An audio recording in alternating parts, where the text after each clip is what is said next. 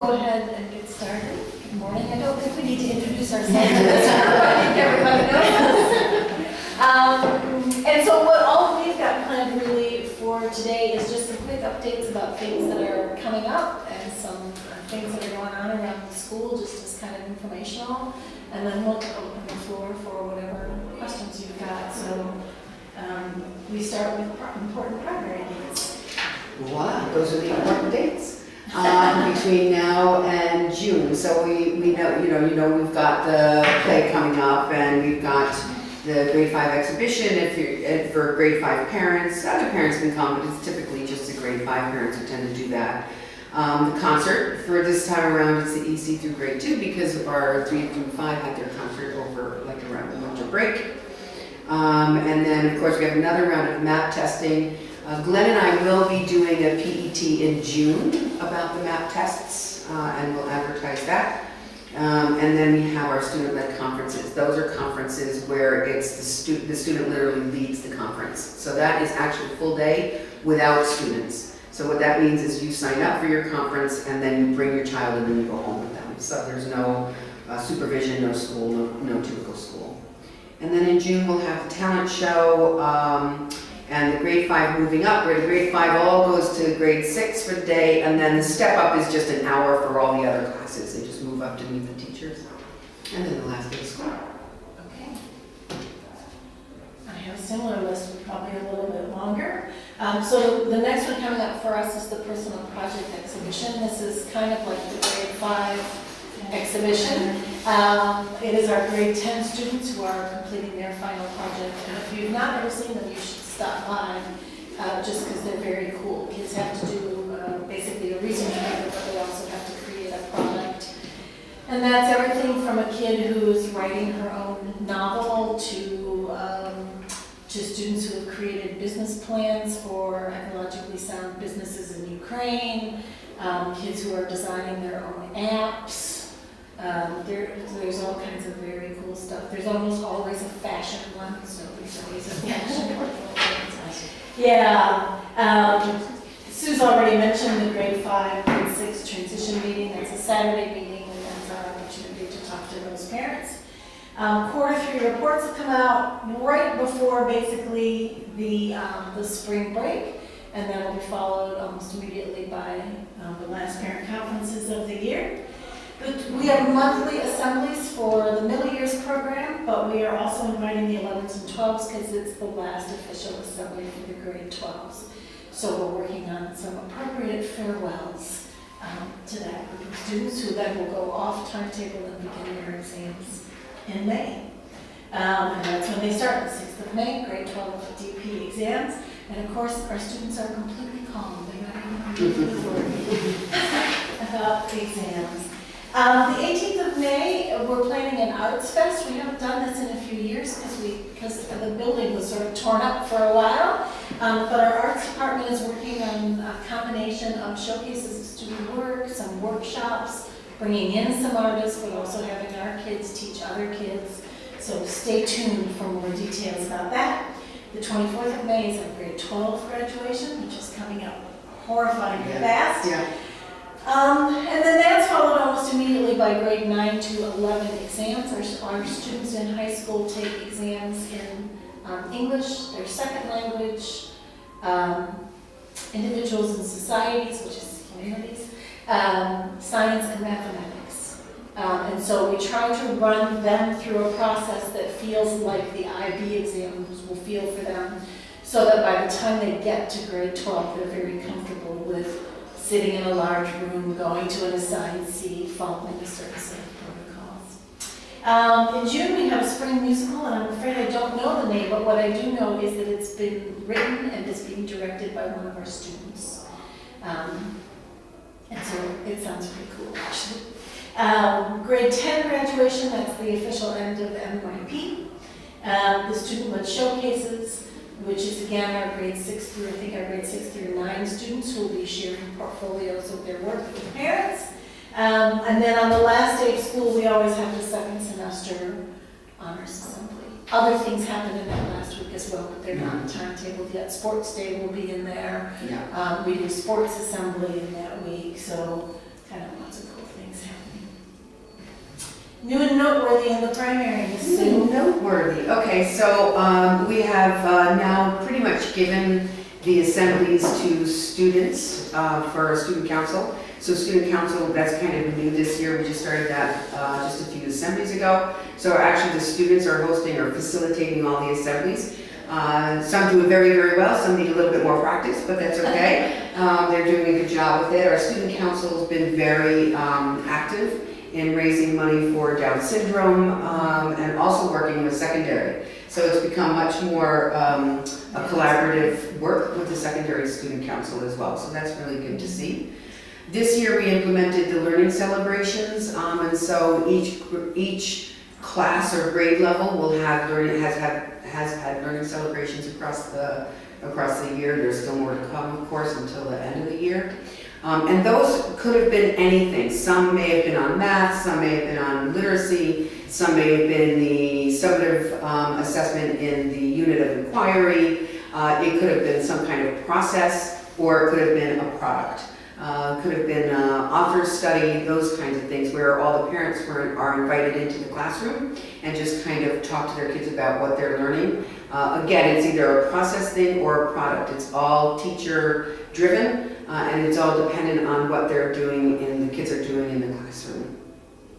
We are starting Seesaw, so by the end of, or by the time we get back from the May break, then all teachers, I'm asking all teachers to push notifications out to parents with one or two pictures of the kids in their learning. Some grade levels, like kindergarten, does it quite a bit. Other grade levels are doing it, but not all of them have been push notifying to the parents, because this is our sandbox year. This is our play year to get it up and running and implemented and figuring out how to actually do this whole platform. So Seesaw is like an online portfolio. If people go on, if the teachers bring the kids on a field trip, or they're learning how to cook in an ECA that the teacher might be doing, now I should say ECA, it's all based on classroom stuff. They're doing a dance in PSPE, or they're doing some kind of rhythm in music. The teachers can take pictures, or even students can take pictures. They upload it to what we call Seesaw, the teachers approve it, and then it gets sent directly to the parent or parents. If it's a class whole thing, it'll go get directly sent to the parents. If it's just for an individual student, it'll get directly sent to each of the parents. So parents will start getting that information from classroom teachers, but not until after the spring break. Again, this year was our sandbox year, and so some classrooms have been using it. Most have actually been using it, but only within the classroom. So that's going to be opened up now to parents, and then next year we'll have, it'll be something that is just done. Open house is tomorrow, so that's a new approach for us. You okay?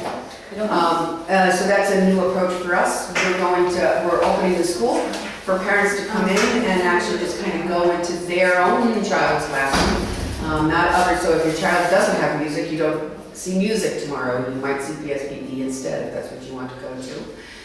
And it's really just going in and just watching what they're doing.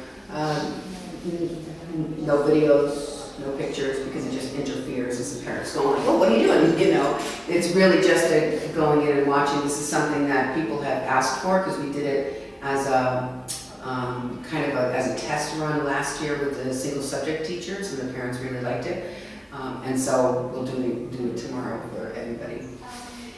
And then we're doing a lot of work with languages. Languages is, we're looking at the alignment, the vertical alignment all the way up through to the DP program. So it's actually a K-12 articulation that we're working on. And we're also looking at adding an additional language, which would be additional French, if we do it.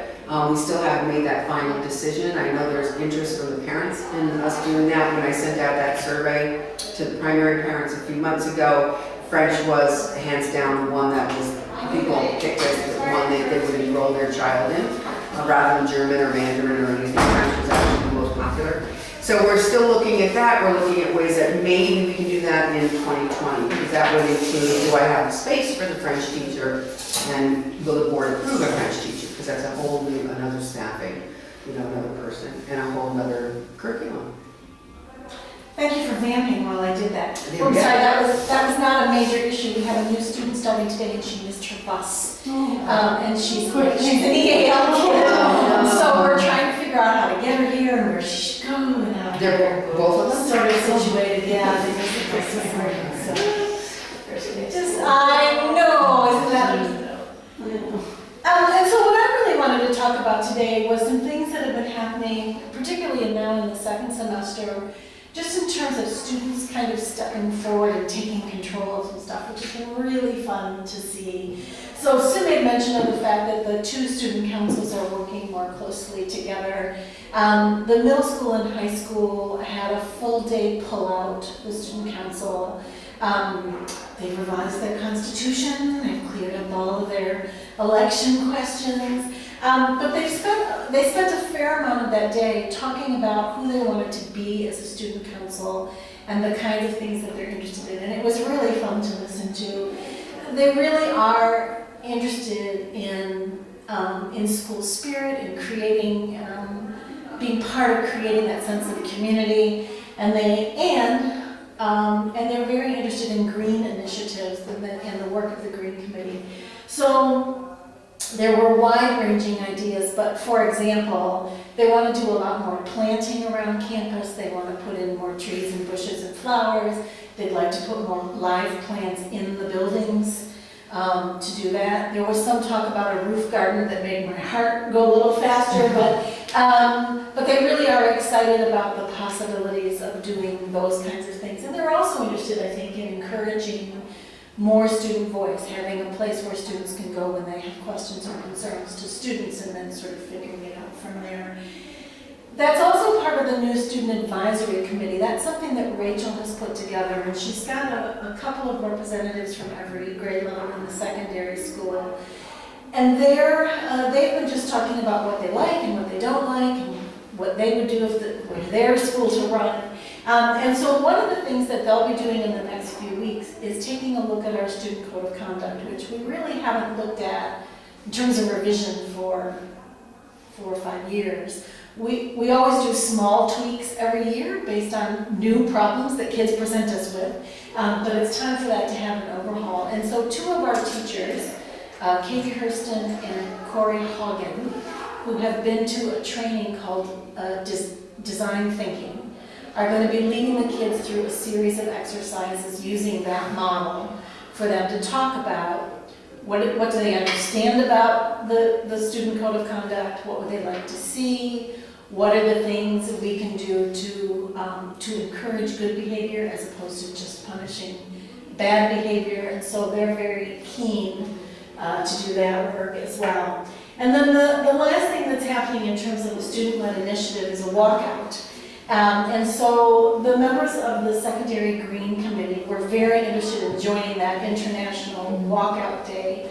And we had a couple of concerns because in working as we do with the American Embassy on our security issues, one of the things they always say is, don't go into public demonstrations. And so our first priority obviously was for kids to be safe. What I love about our kids is they came to us and said we want to do the walkout as opposed to just not showing up at school. And so that gave us a chance to have that conversation. The other thing that we talked to them about was that as a school, we are already doing a lot in terms of green initiatives. And so they are going to do a walkout. I think it's 4 kids at every grade level on the 29th in the afternoon. They're going to walk out of classes. They're going to do a little parade, is too strong of a word probably, but a walk around the campus, particularly to showcase the things that we are doing. So the student garden, the recycling bins, and those kinds of pieces. They'll go back to the center courtyard. They have a megaphone, which they're very excited about. They'll make some pronouncements about the importance of climate issues and dealing with preservation of the earth, and then they'll go back to class. So they're planning on something that'll last probably about 20 minutes. So we're kind of excited about that as well. And we're going to try and see if we can get a little press coverage because we think it's important that they feel like their voices have been heard. The thing that's not on here, that's not exactly a student voice issue, but but it does have to do with, I guess, student independence, is that we've also been doing a lot of work in our diploma program on languages. Sue was just talking about that in primary as well. The IB diploma offers something called a bilingual diploma. So any student who has takes a first language course that's different than the language of instruction for their humanities class is basically eligible for a bilingual diploma. And it's a really nice kind of extra perk that students can use as they start to fill out resumes for universities. And so David Freeman, our diploma coordinator, has been pushing that really hard. One of the good things that's come out of that is we have 4 or 5 students next year who are signed up for Russian aid, which we haven't had in a really long time. But we think it's really exciting that kids will be studying something in their mother tongue. With other language, obviously, it gets a little bit more complicated because we don't have a class in Mandarin. We don't have a Spanish A class in Italian or German, Dutch. And so the IB allows us to run something called the SSST, which is the Student-Selected Self-Taught Languages. What happens is, for example, we have a student who is taking Dutch. David did an outreach to schools in the Netherlands to say, we have a student who's really interested in that. We lined that student up with a teacher from a school in the Netherlands, and the student and the teacher meet on a regular basis by Skype, and they do instruction that way. So that's a student who will be able to study in a native language, one that we don't normally offer. Next year we have a student signed up for Mandarin, which will also be a big shift for us. So we're kind of excited about that too, because it's just kind of one more way that students are able to say, I really want to be able to do this, and we're able to accommodate that, which is tricky in a small school, but technology is actually making our lives simpler in some ways. So those are the things that are happening secondarily. Your turn. What are the things that are on your mind this morning? For either one of us or both of us. Those students you just mentioned doing Dutch and Mandarin, are they going to do the bilingual diploma? They'll do a bilingual diploma. Yep. I had a question about the open day tomorrow. There was a procedure outline came out in one of the newsletters. And I understood you're not allowed to stay in the class for longer than 15 minutes. It depends on the class, because if there's 20 parents who want to go into Molly's classroom, I can't have 20 parents in there, it's too small. It really truly is just a big space issue. So that's why some classrooms, nobody's really doing a sign up except for maybe the single subjects. Because again, if you go into the music room and there's 20 parents in there, it's really difficult to have the kids actually working. And so some rooms we will say, can you come in for like 10, 15 minutes and just kind of rotate out and around. If there's not a lot of parents in that room, you're welcome to stay for the 40-minute lesson or the half-hour lesson or something like that. Mm-hmm. But It's a little bit more free-flowing. They'll have like reading workshop or maths workshop and that, so you can stay for each 15 minutes for each class. Yeah, So you would, let's say your teacher is doing literacy from 8:35 to 9:15, and then they may move into a unit of inquiry stuff, or they may move into a single subject, or they may be moving into math. You really literally can stay the whole day and just look at your child's schedule, and then just kind of, go follow his or her schedule, really. Mm-hmm. Yeah, it's not like 15 minutes and then go home. No, the whole day. Yeah. I have a two-part question. Partially it comes down to disabilities, getting up and down. I hear you. Yeah. And that's kind of what it was about. We have a grade 6 student who's has had some issues and can't come back to the school. So it also goes along with Skype teaching. Is there anything in place, broken legs, kids get broken legs playing. We don't really have access to the secondary school. Is there anything in place that's going to maybe add an elevator or chairlift, anything that could assist that. And also Skype lessons for the children that can't come into school because of that issue. Yeah. So for the first part of the question, I'd have to say I don't know, but at this point, I don't think there are plans. I think the primary and the secondary, the current buildings, there probably will not be those kinds of changes.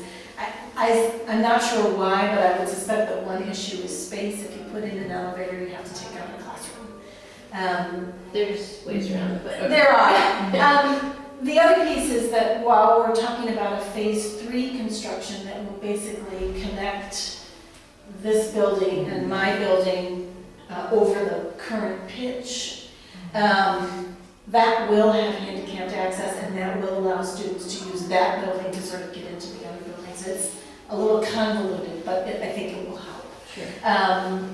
The second piece, we actually have some structures in place and we have been using them with the student that you're talking about. So when we have a student who's going to be out for the long term for whatever reason, and they're healthy enough to be doing something, we start with 2 things. One of them is we do a weekly sheet that goes home to the kid and the parent that teachers fill out that says these are the things we're working on this week. That information is also available to kids and parents, obviously, on my PSI. But it's just sort of a simplified version of that. We've also started with teachers doing some FaceTiming and Google Face, and I forget what it's all called. Classroom. Yeah, but basically it allows the student to sort of Skype into the classroom and be part of the conversation. Just to keep them. And so we've done that. We did that before, actually. I think when we during Euromaidan. When we had so many kids from the American Embassy leave to go to Poland, we were running those kinds of sessions and Skyping kids in. So we haven't used it in a while, but we are using it again. So we do have some mechanisms in place that will help support him until he's able to come back. And then obviously, of course, we will flex everything else. We flex the deadlines. We flex the level of quality, the amount of work that the kid is able to do. So, but I'm with you, I'm all for elevators. They're favorite thing these days. Just for future, if there are children coming that, because more and more students, families that have got some level of special needs or disabilities, they're travelling more now. So the likelihood is that in the future we will have students that. It is, some of that becomes an admissions issue. So our admissions policy says we won't take any student whose needs we can't serve. If we've got a kid who's not able to get up and down stairs, that's unfortunately a disqualifier. But I'm hoping that the new construction, when it happens, will help solve some of that problem. Just for the future, isn't it? Yeah. My questions, maybe, Patricia, you and I should sit down together sometime, but just individually, because there's obviously certain things that relate specifically to my child. But what can be done within the secondary to try and help develop the communication between parents and teachers or the secondary department when you've got a situation where perhaps your own student is not so forthcoming with information? Specifically things like extended essay supervisors, deadlines that the students. I'm not sure where to access that information properly. I have probed and done my own research. Is it not on my PSI? I haven't seen it, Okay. but I'll check again. Okay. I'll just double check with that. But just it would be perhaps helpful to be able to have more contact, just to know what's the process, how the students are doing, because I'm finding I'm the one that always has to do the contact with the teacher, and it's always when there is a query or there's something that's not quite. And I just think that's not perhaps the most proactive way to deal with it. Just more contact perhaps with the teachers. Okay. I'm happy to take that back. I was under the impression, and I guess I need to go back and check, that things like the IA, that's the internal assessment, Yes. for those of you who don't speak DP, the internal assessment deadlines, the extended essay Yes. deadlines, I was under the impression that all of that stuff was I know posted. there's deadlines there, but I think it's more about Process. just, sort of. How can we check as parents? Yes, yeah, it's just, that I'm asking questions about who's going to be your supervisor, your research question, for extended essay, Right. who's going to help you formulate that so that it's a little bit more Right. concise, how it should Sure. be. And just really concerns about how to support your own student in making sure that they're on track. Okay. Or do you just sort of say, right, well, let them learn through their own mistakes that, We want a nice balance between those two things. I know there's stress coming and Yeah. as much as you try and say, it's a really good idea when you're quiet to maybe start looking at these Yeah. other things. It's just working together. I think that's the thing, working together to Yeah. make sure. But I think that's that's perfectly it. fair. Let me take that back to Anna Sarti, who is our extended essay coordinator. Mhm. I don't know that all supervisors have been selected yet, so that might be where things have gone quiet. But it would be very easy for Anna to send something out to parents to say, this is your child's topic, and this is your child's supervisor. And again, sort of even reminders.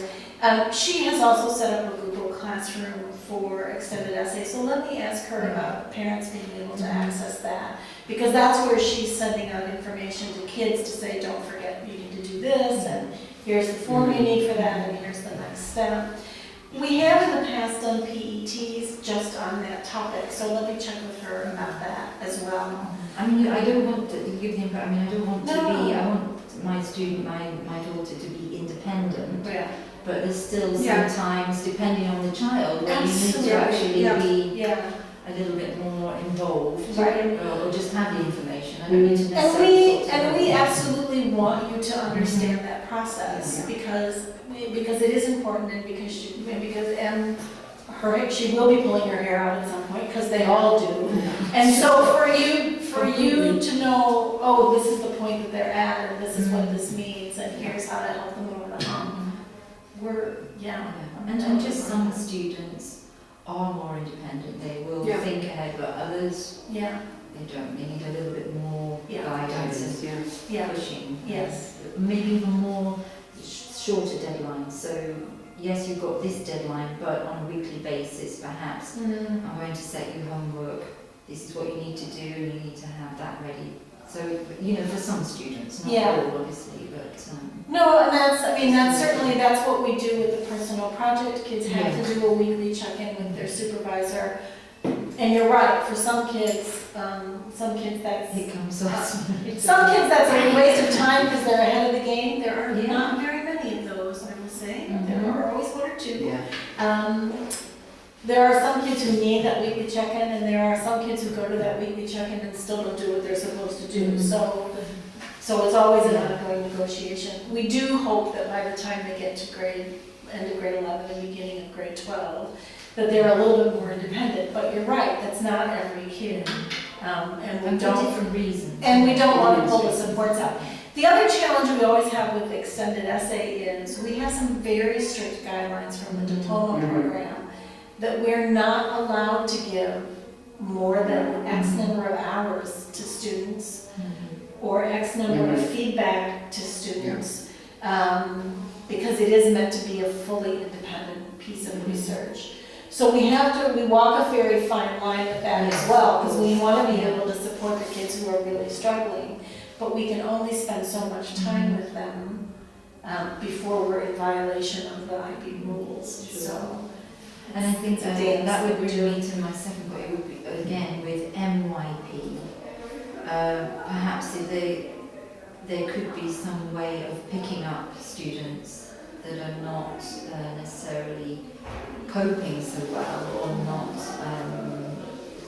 as independent. Picking those children up early so that by the time they do get to DP, the skills are already there, they're in place, and then it's not a mad rush within the DP to try and correct Yeah. that.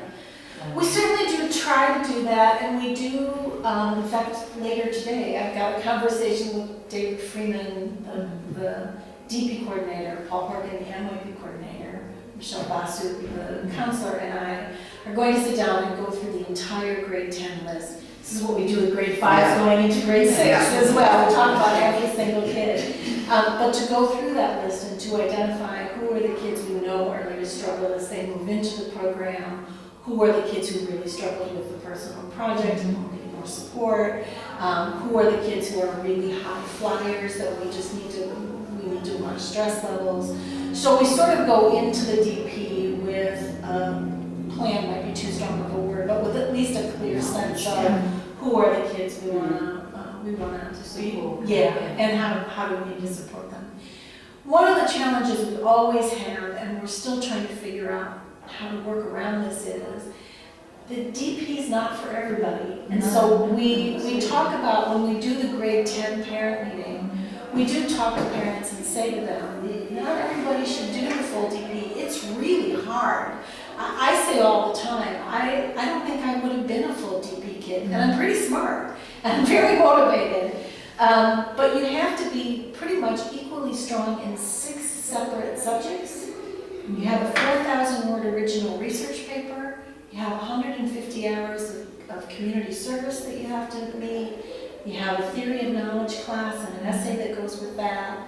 Every class that you take has at least 2 assessments that need to be sent off to the IB. It's really a rigorous program. And for students who are not planning to go to Harvard, Yale, Stanford, Oxford, Cambridge, not every kid needs that full diploma.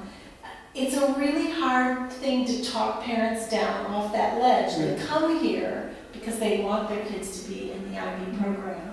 And we can offer them IB courses, for example. I would have been the kid who had said, I'll do the exams in history, English, and drama, but please don't make me do exams in math, science, or foreign language. You're scared of me now. I know. I think that's a really Didn't mean to. good point, because I think this, I think from the student's point of view, they feel some of them inferior if they don't do the IB. Yeah. Because I think the focus is IB. Yeah. And having had a child that's already gone through and graduated, to discover that actually for, say, like the UK, you are far better concentrating on your 3 high levels and concentrating on those and then applying to a UK university, if university is what you want, than to risk having a lower score in IB. Yeah. And I think parents aren't aware of that. Yeah. And that's perhaps something we need to talk to the students about and say, it's okay if you don't do full Yeah. IB. I can't tell you how many times a day we have that conversation with parents and kids. Okay. The other thing we're looking at is being a little meaner about it, I think. So one of the things that we, start that sentence over, sorry. Our philosophy has always been that if a kid wants to try, we want to give that kid an opportunity to try. And we've often had kids who've surprised us. We've had every year we have kids we think never make it, never make it, and they do okay. We also have kids we think are going to be spectacular, who fall off the rails. Kids can be a little unpredictable. But we've always felt very strongly that, in large part, the decision about doing the full diploma belongs with you and your child. Because again, that's for the most part, that's why you're coming, and because you as a parent will be dealing with your child for the next 40 years, whereas we're done with our seniors. But the challenge we have then is that parents and kids can be absolutely adamant they're going to go through to the full diploma, even though their grades indicate that they're not going to be successful. And you're right. It's a more powerful resume for students to be able to say, I took these 3 IB classes and got really good grades, than to say, I failed the diploma And that's what shows up on the certificate, failed the diploma. And so you never want that to show up somewhere on your final paperwork.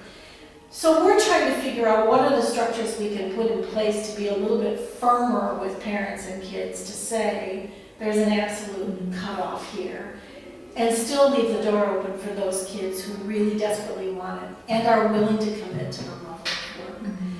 I don't know where that magic sweet spot is. I don't know a school in the world that does know it, but I think it's important that we kind And I of think, keep you know, that's looking where it's forward. really important for the parents and the teachers to really be in close contact. Yes. Because then we've got a situation where you've got a student saying, no, I'm doing full IB, I'm doing full IB, even though Yeah, you try and say, well, maybe it might be better to go this other direction. yeah, absolutely. If at least the teachers are there and we can explain Yeah, why and create a culture where it's okay to do that, Yeah.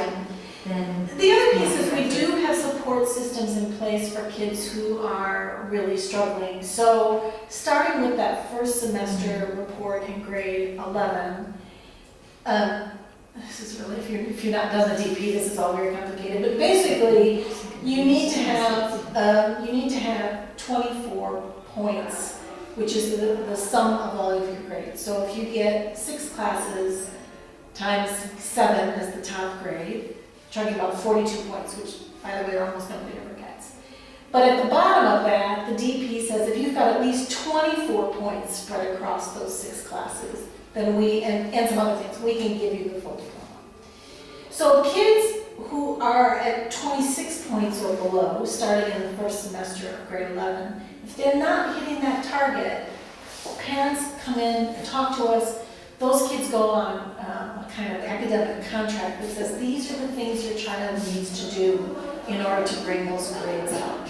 That may include things like we have a number of kids that we do weekly check-ins. So every week, the teachers send home a report that says this is what we're working on. Your child did or didn't turn this homework in. This is what needs to happen next. And there's a column for the kid to respond and say, yeah, I know, or oops, forgot that, or whatever that response is going to be.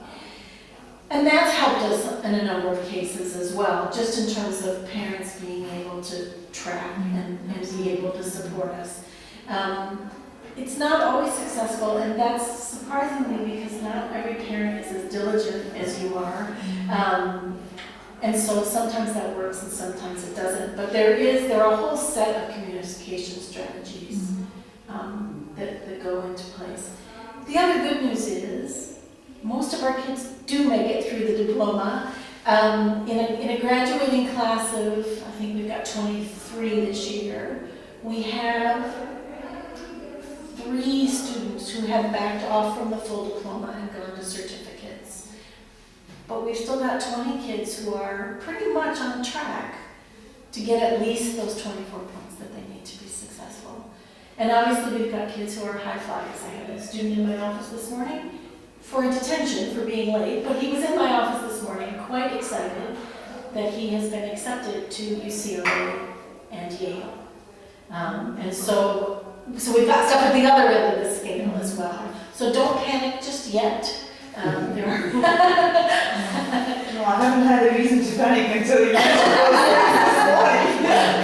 But this conversation you're having with Dr. Freeman and Mr. Hopen today, are parents going to get any feedback on that in case of any of your concerns? Where we have students who are already at a point where they're not making that 24, those are parents that we're already working with and starting that conversation about what are the best options. And Michelle Basu, our counselor, does a lot of that work as well. A lot also depends on university choices and helping kids make realistic decisions about where they want to go and what's in their best interest. So UK universities, for example, if you are a diploma student, will say you can enter into this program if you have 34 points, 38 points, 30 points, whatever those things are. So there's a constant conversation going on with kids and parents as well to say, your child wants to go to Edinburgh, which is asking for 36 points. They're currently earning 26 points. So let's talk about some other universities in the UK that will meet your child's needs that aren't gonna blow the top of his head off. So, Can you explain a little bit more, because this is the first time that Sure. we heard the idea it's that if it's the UK university the child is thinking about, then I just got the understanding that IB is not worth doing. Not Oh, worth no, the I wouldn't effort. say that at all. Because you just said I that wouldn't say that unless at you all. want to go to Oxford, Yale, Stanford, or the rest of them, no, it's I'm not sorry. really. No. What I'm saying is I think depending on where you want to go to university, there are options. The IB diploma is still considered to be the gold standard for universities. And if your child is working for the full IB diploma, different universities, particularly in the UK, will set a series of criteria for entrance. So what they'll say is, let's pick someplace like Leeds, which is maybe 30 points overall. What they'll say is, we conditionally accept your child into the engineering program. They need to pass the full IB diploma with at least 30 points, and they need to have 6s in physics and higher level mathematics. So that university tells you these are the courses your child needs to take to get into this program, and these are the exact grades that they need to get. What we tell students is to apply for a range of schools. So if your dream is to go to Cambridge and Oxford, apply to Cambridge and Oxford, by all means. But do it understanding what those goals are. Pick another set of universities that are hard to get into, but maybe not as hard as that. And then pick one or two what we call safety schools that are very much within the range of the points that you're already earning, so that you have lots of options.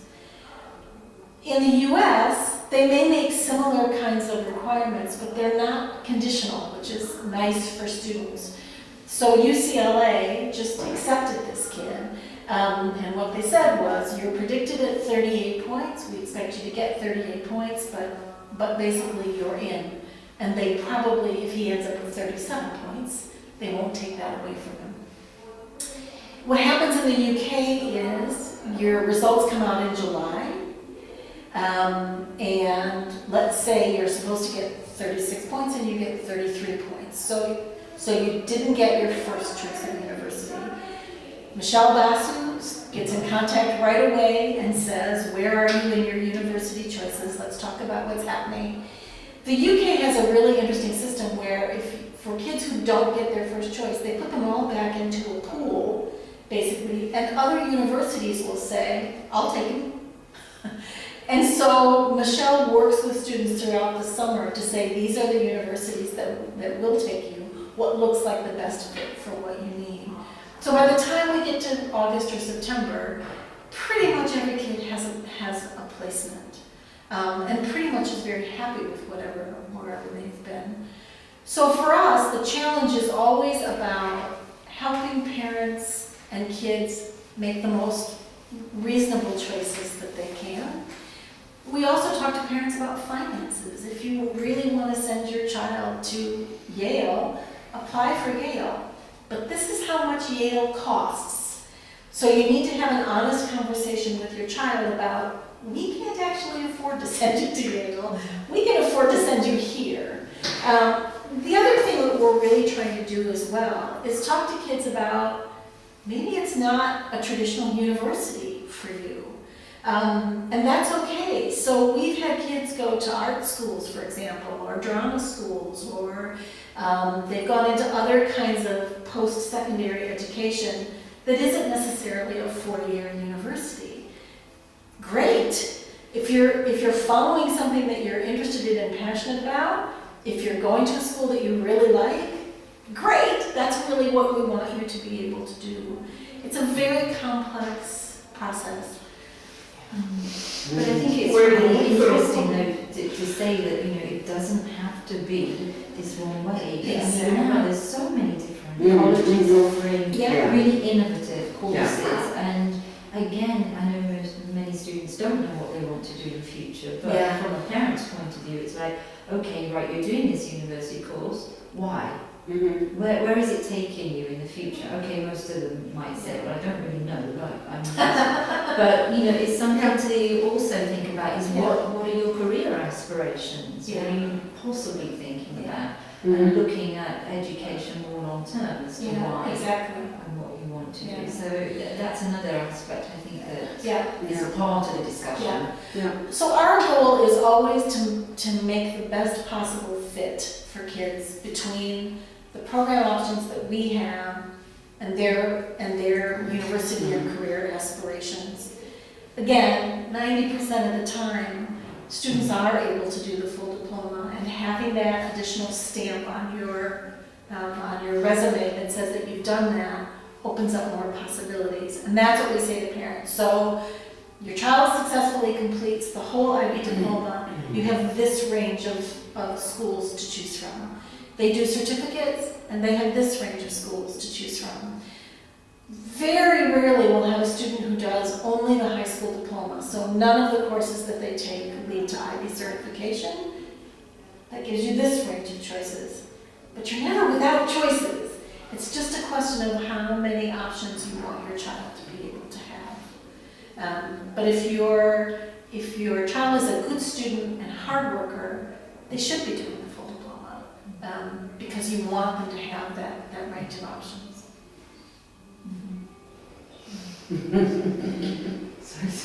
No, no, no. Ended up being Perfectly fine. Okay. And what else was I going to say? What time is it? We're probably out of time, aren't we? No, we have a few minutes. Just a few minutes. I think Rachel would have probably said to you about this because of the primary during the summer school, and we The talked summer. about the possibility of IB type of summer program, Yeah. which I understand is just not possible. It needs a lot of planning, but Yeah. are any of the teachers able to offer some sort of support? So I sent that message out to teachers, and I did a big pitch for it at our Wednesday staff meeting last week. My holiday. Well, they didn't throw anything at me, so that's Yeah. it's always a good sign at a staff meeting. We haven't had anybody step forward for the extended essay, and I think that's largely because that one's a little complicated, because students can do their extended essay in any topic.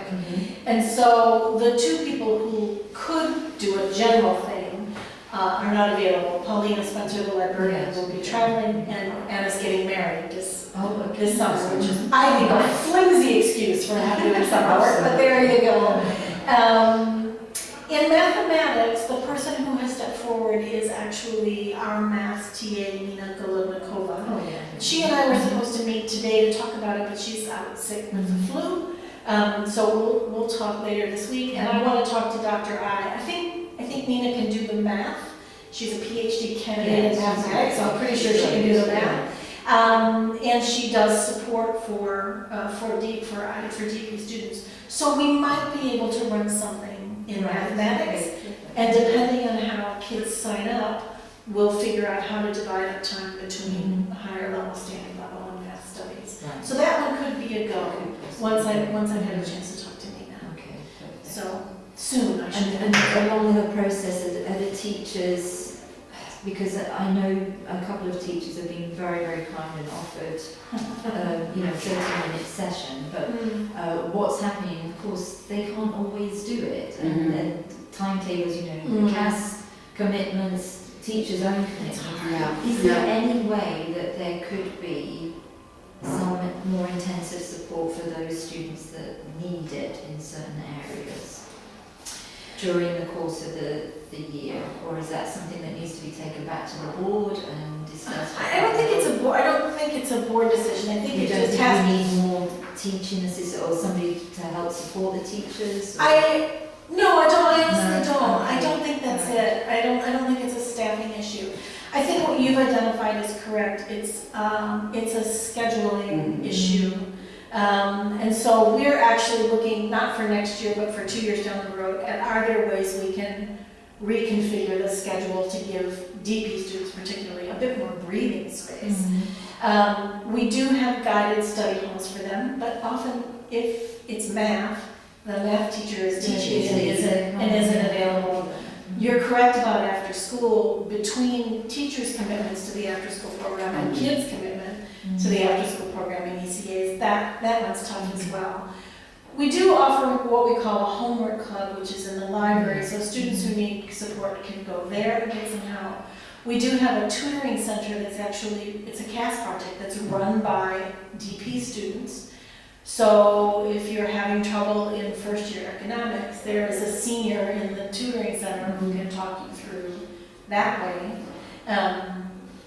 And we do, again, for kids who are specifically at risk, certainly teachers are trying to figure out a space and a time to do it. But it is complicated. The kids are really, and the teachers are really bound into a very tight schedule. And so it's great that they've got these, homework tutoring clubs, but again, they clash with other commitments. Right. Yeah, they do. And unfortunately, trying to even the private tutor side of things doesn't work because half the time they don't know the depth of the IB curriculum, and your child doesn't particularly want to be with a private tutor. They want more from their own tutor because they understand their learning. Yes. So. And I would agree with all of that. I would say if a kid's working with a tutor, we very much encourage the tutor to get in touch with us directly, because that person can sit down with the economics teacher, and the economics teacher can say, this is what we're covering, this is how we're covering it, this is an example of the quality of work that kids will need to produce. And that's been very helpful, but it's not always an option for every kid either. The other challenge we have with things like teaching assistants is we offer something like 28 separate diploma courses. So we could get a science TA, but is it for biology, physics, chemistry, environmental systems, or design? Because we have 5 sciences that we offer. Right. We offer 3 languages. So where do it would be hard to know how to deploy.